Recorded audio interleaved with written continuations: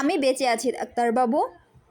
সূর্যের বন্দুকের গুলিতে মারা যাওয়ার মিথ্যে নাটক করেই সূর্যের স্মৃতি ফেরালেন দীপা।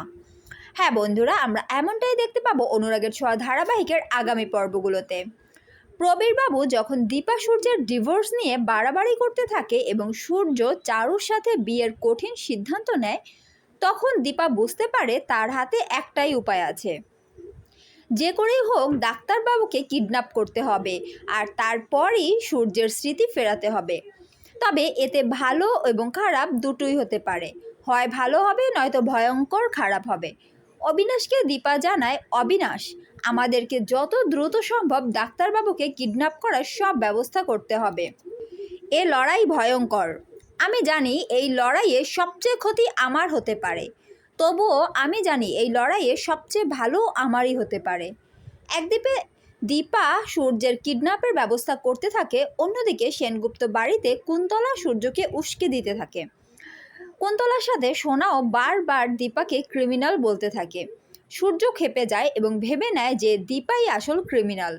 রুডির দেওয়া ইঞ্জেকশনের কারণে সূর্য আরও ঘোরের মধ্যে চলে যায়। তার মনে হতে থাকে দীপাই একজন খুনি, দীপাই রুডিকে মেরেছে। রাত্রিবেলা সূর্য যখন একা শুয়ে থাকে তখন স্বপ্নে দেখতে পায় দীপা খুন করেছে, গুলি করছে। ভীষণ ক্ষেপে যায় সূর্য।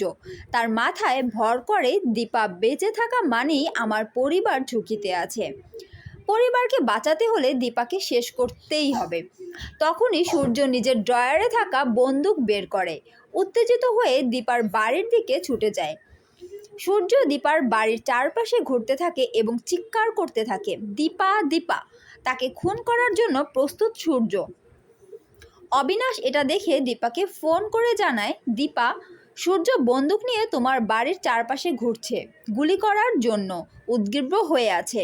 এটা কেন করছে কিছুই বুঝতে পারছি না। দীপা ছুটে আসে এবং অবিনাশকে বলে, চিন্তা করবেন না অবিনাশ, আমি জানি আমাকে কি করতে হবে। এই খেলায় হয় আমি মরবো নয়তো বাঁচবো, কিন্তু আমি এবার আমার স্বামীর স্মৃতি ফেরাবই। আমি দেখতে চাই ডাক্তারবাবু সত্যিই কিভাবে তার নিজের দীপাকে শেষ করতে পারে।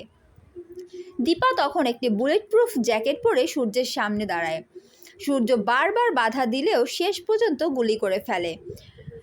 গুলির সাথে সাথে সূর্যের সব স্মৃতি ফিরে আসে। সে দীপাকে চিনতে পারে আর দীপা মাটিতে লুটিয়ে পড়ে মারা যাওয়ার অভিনয় করতে থাকে। সূর্য তখন মনে করে সত্যিই সে দীপাকে খুন করেছে, নিজেকে অপরাধী মনে করে কাঁদতে থাকে, দীপা দীপা। ঠিক তখনই দীপা চোখ খুলে বলে, ডাক্তারবাবু, আমি বেঁচে আছি, আমি মরিনি। আপনার দীপা বেঁচে আছে ডাক্তারবাবু, আর আমি জানি আপনার দীপা আপনার স্মৃতিও ফিরিয়েছে। তো বন্ধুরা, তোমরা কি মনে করো এভাবেই কি সূর্যের স্মৃতি ফিরিয়ে আনবে দীপা নিজের মৃত্যুর অভিনয় করে? কমেন্ট করে জানাতে ভুলো না।